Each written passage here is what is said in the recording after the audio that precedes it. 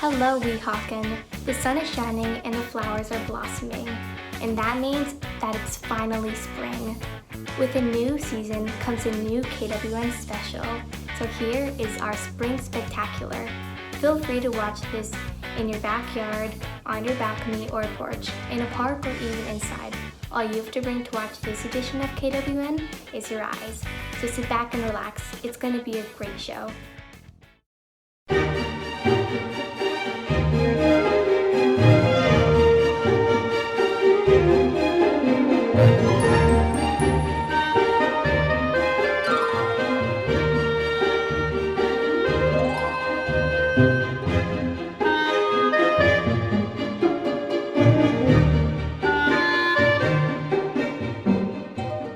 First of all, our pandemic reporter, Olivia Fanders, continues her Working During the Pandemic series with episode 2.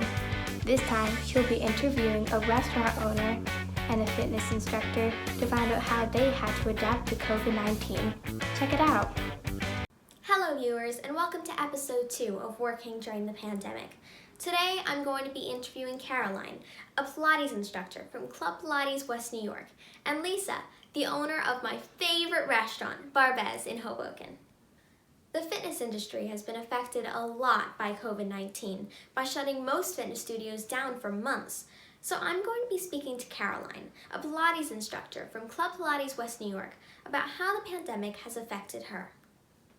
What has changed in Club Pilates due to COVID-19?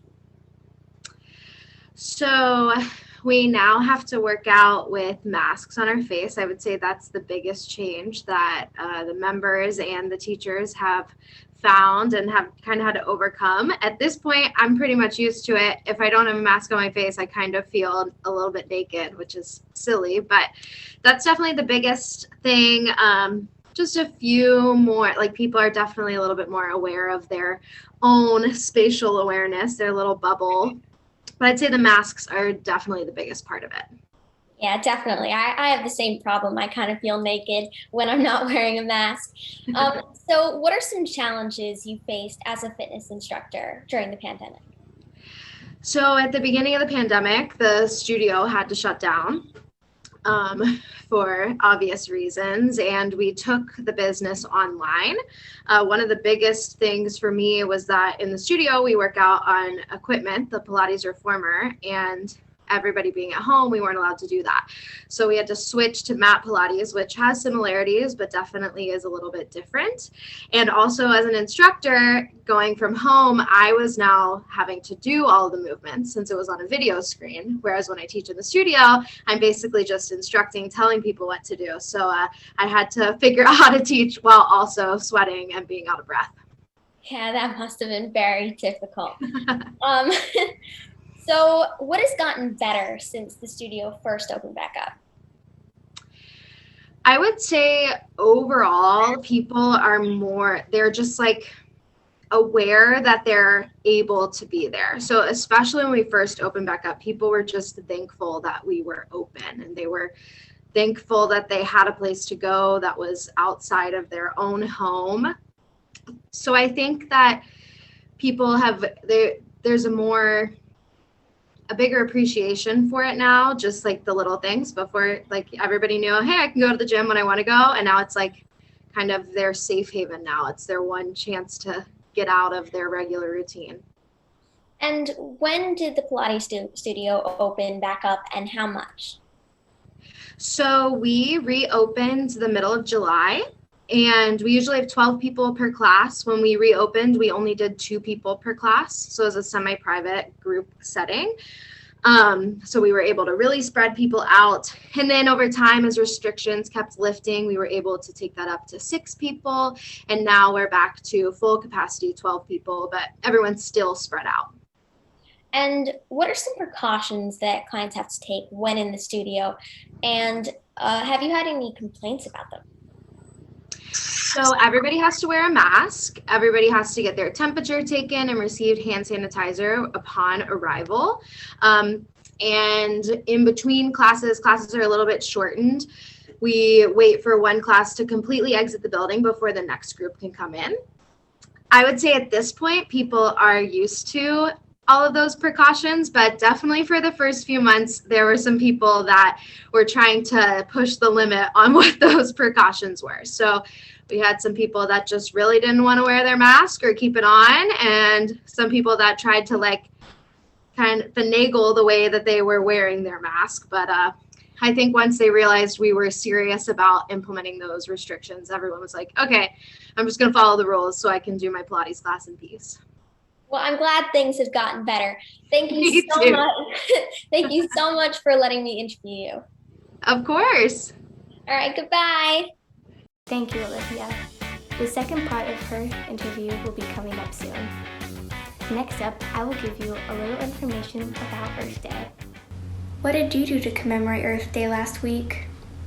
Earth Day is a day on April 22nd where we create awareness of pollution and climate change and celebrate the Earth's environment. Today, 190 countries are engaged in Earth Day, but it wasn't always that way. How the idea of Earth Day came to be is after witnessing a massive oil spill in California, Senator Gaylord Nelson of Wisconsin had the idea for a teach-in on college campuses and to the national media. He spread the word and changed the name to Earth Day. It gained lots of attention, and on April 22nd, 1970, it was the first Earth Day. Earth Day led to the creation of the United States Environmental Protection Agency. What are you going to do to help the Earth?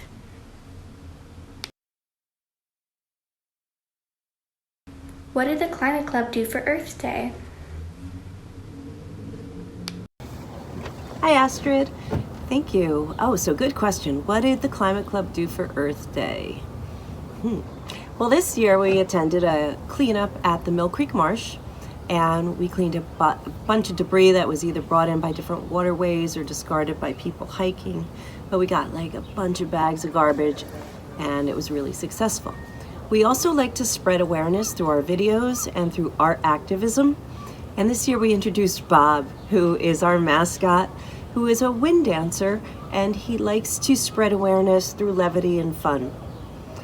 We also tried to make a pledge, so each person could pledge to do something like ride their bike to school or walk to school or turn off the water when you're brushing your teeth, or just be aware of your single-use plastic intake. What do you think the biggest threat to Earth is? So the biggest threat to the planet, in my opinion, is fossil fuels. Fossil fuels create carbon dioxide that traps inside the atmosphere and causes global warming. Global warming heats up the ice caps and all the polar ice, which is causing our sea levels to rise. If you've noticed in the past couple of years, we're seeing more devastating fires, forest fires, floods, winds, intense heat and rain. And this is all because the Earth is thrown off balance by this heating. What can people do every day to help the Earth? Okay, so what can you do to help the planet? Well, first of all, you can think about what you're doing. Think about the plastic you're consuming. Think about who you're supporting when you buy products. Is the company that makes that product supporting the climate, or are they depleting the climate? Think about educating yourself about government and government officials and who you want to support. Who is the ally to the climate, and who has your same ideals and goals for the climate.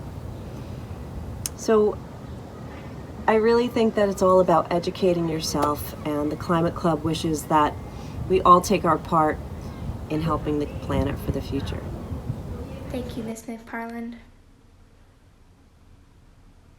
Next up is Elion Fanders with what's going on with this year's summer programs. I hear we have some pretty great ones. Summer is almost here, so we should get ready for summer camps. Here are some information. Extended School Year Summer. This program is by invitation only. High School Mini Camps. All camps will run in 2-week cycles, and you will be able to enroll in multiple camps. Camps include Tech Camp, Fitness and Wellness, Theater of the Arts, Broadcasting, and Art Camp. Instrumental Music, for new and experienced 5th through 8th graders interested in attending Instrumental Music Camp. Last but not least, financial literacy. This class can be taken by any Weehawken High School student in rising grades 8 through 11th. Thanks, Eliana. Next up, Manasvi is going to tell us a little bit about autism awareness.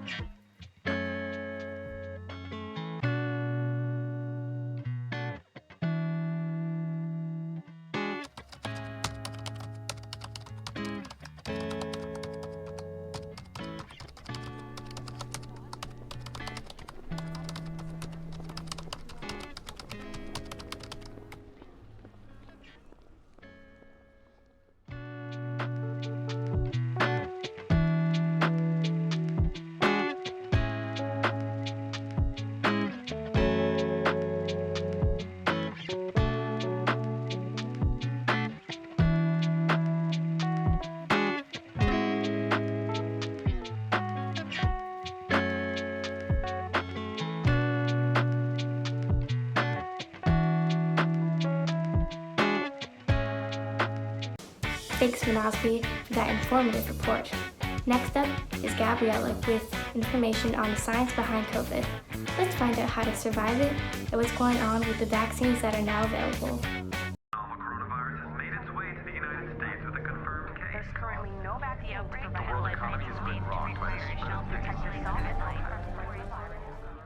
Now, the pandemic has been going on for over a year, and many of us have learned the precautionary measures to take in order to try and avoid COVID.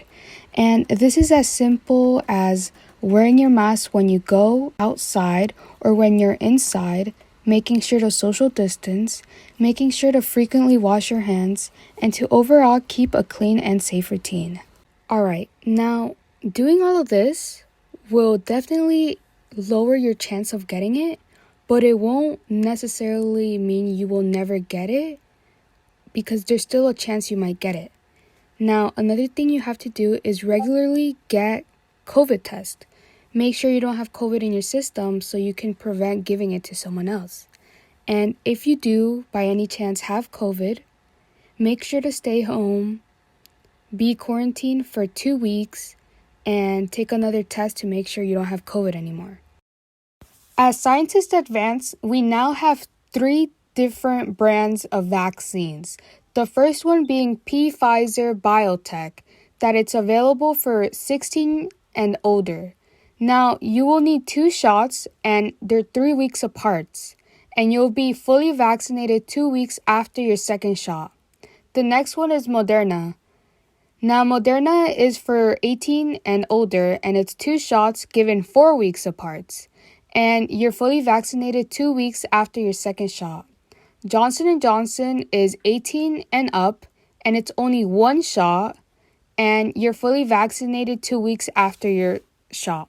It's easier to understand how COVID-19 vaccines function by first understanding how our bodies combat the disease. When germs infiltrate our bodies, such as the virus that causes COVID-19, they strike and spread. Illness is caused by this attack, which is known as an infection. To counter infection, our immune system employs a variety of strategies. Blood includes both red and white blood cells, which transport oxygen to tissues and organs. Now, different forms of vaccines provide defense in various ways. However, both vaccines leave the body with a supply of memory T and B lymphocytes that can learn how to combat the virus in the future. It usually takes a week for the body to develop T and B lymphocytes after vaccination. As a result, a person may become infected with the virus that causes COVID-19 just before or just after vaccination and become ill as a result of the vaccine failing to provide adequate protection. The process of building immunity after vaccination can often cause symptoms such as fever. These symptoms are common and indicate that the body is strengthening its defenses. If you get Moderna or Pfizer, you are not completely safe if it has been less than 2 weeks since your shot, or if you have yet to receive your second shot. You have to continue to take all preventative measures until you are fully vaccinated, which is 2 weeks after your final shot.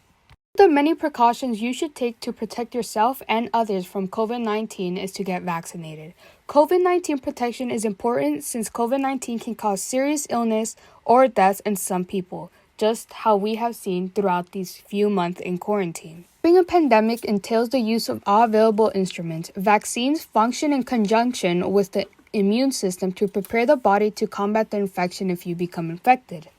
Now, to stop the pandemic and to try and go back to what our life was before COVID-19, we're all going to need to work together as a community.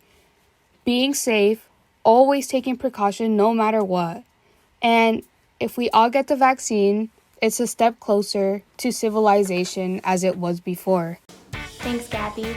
Now for another edition of Sports Talk. Take it away, Aria and Sebastian.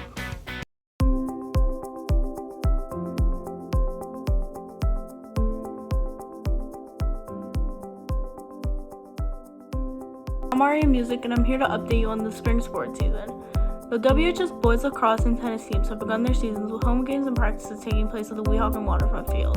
Congratulations to the boys tennis team who picked up their first victory of the season against Palisades Park 5-0. The track team also begun their season and is preparing for a very hard-working. The WHS baseball and softball teams have also begun their seasons, with both teams picking up their first victories last week, with the softball team defeating Dickinson by a final score of 15-0 and the baseball team defeating Hoboken 10-7. Good luck to both teams on their seasons moving forward.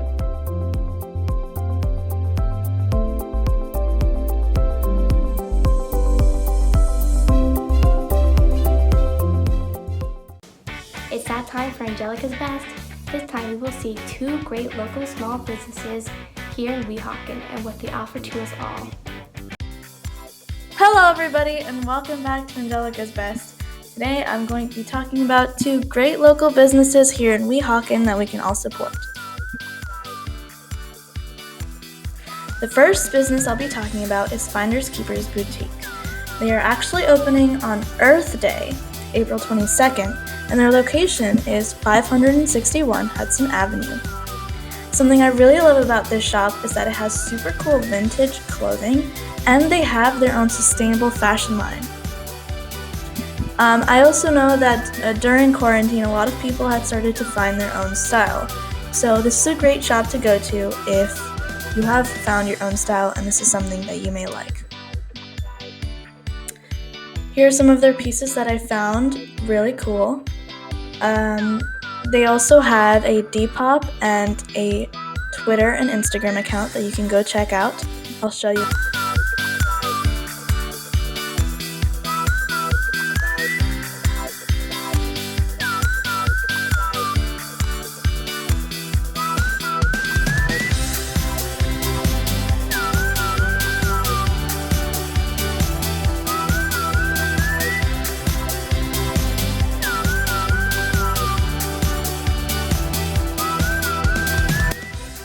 Next up we have Linda's Place. This is a classic. I'm pretty sure everyone that's been to Weehawken High School knows what Linda's is.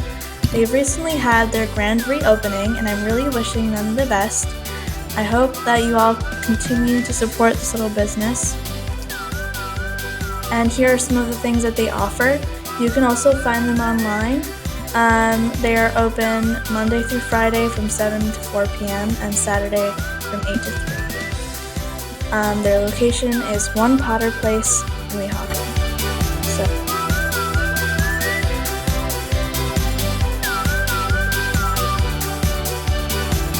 You can find Linda's Place on Seamless.com, and you can also find their menu, all of their reviews, and basically everything you need to know about it online.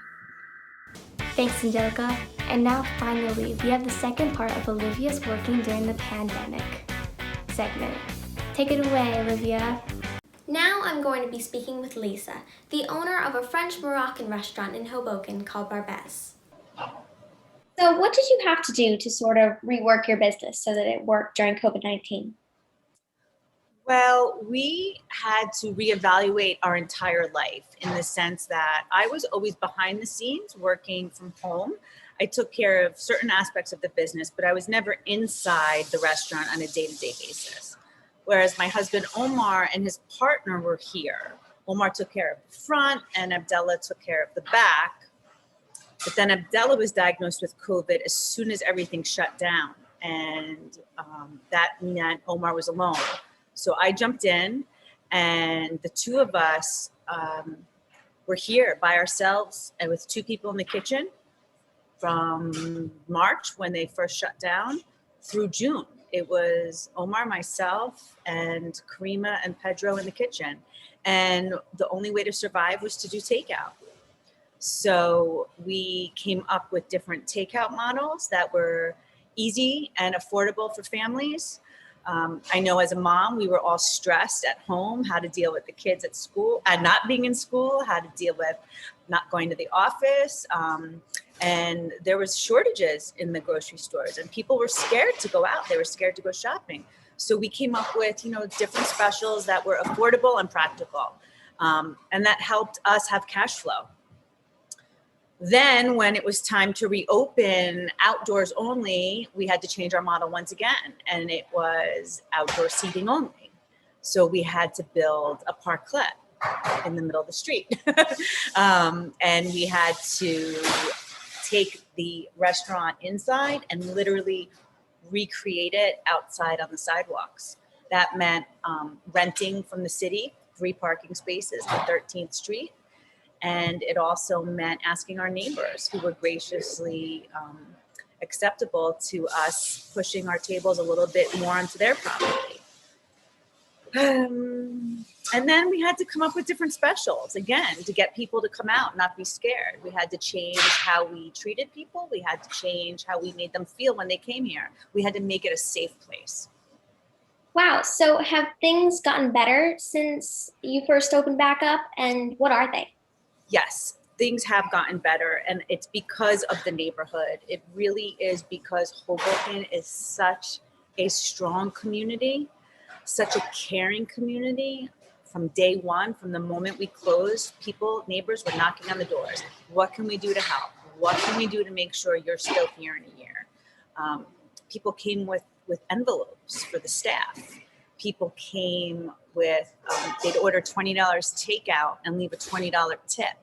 Things like that just kept saying, hey, we care and we want you to survive. Wow, I'm really happy that everyone's been so nice about this.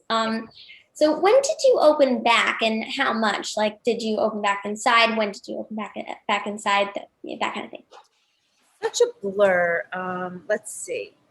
We opened outside, I believe. Oh, I know. It was Father's Day weekend, because the night before we opened, we were opening outdoors Sunday of Father's Day. That Saturday night into Sunday morning, the restaurant was robbed. So here we are preparing to open up outdoors for the first time, and we get a phone call that the whole front had been smashed in and people had broken in and robbed the restaurant. But again, the neighborhood rallied around us, which was beautiful. And so we opened up outdoors, I think that was like June 15th-ish. And then, so I don't even remember, sometimes in the summer, we opened up 25% indoors at the end of the summer. And we just started at 35% indoors about 2 weeks ago. So what are some of the precautions that customers have to take when they enter your restaurant? And have you gotten any complaints about them? Well, from the moment they walk in, they must be wearing a mask, first of all. There's a sign at the door that says so from the city, which they graciously created for all businesses. When they arrive, we take their temperatures if they're eating indoors, and we do contact tracing. So anybody who wants a reservation, I need your name and phone number. And we keep track of that so that we can contact anyone in case of an emergency. Tables, if you look around the restaurant, are all 6 feet apart. So that helps, and as per the law. And on every table, we have a hand sanitizer bottle. We use that to say to everybody, hey, let's be healthy. We're doing it. Please do it yourselves. And it has a dual use because we put a QR code on the hand sanitizer that takes them to the menus. So we don't use menus, people touching things. We're trying to keep everything as clean and spacious as possible. Wow. And we had people complain. There's always the few that are, kind of when I say, they'll move their chair to sit on the other side of the table. And I'll say, I'm so sorry, but can you please move your chair back? That's not 6 feet apart. 1 out of every 20 people will have an attitude. That's it. 1 out of every 20. Well, it's good that you don't have that many people who are complaining. Thank you so much for letting me interview you. Thank you. All the best, Olivia. You too. Take care. Bye. The pandemic has not just affected people who have lost their jobs, but also those who still have theirs. Workers all over the world have had to make major changes to accommodate COVID-19 precautions. Let's just hope we won't need those precautions for much longer. I hope to see you again next time. I'm Olivia Fanders, and this is Working During the Pandemic from KWN. Wow, Olivia, that was great. Well, our show has come to an end. Happy Cinco de Mayo, and I hope you have a great day.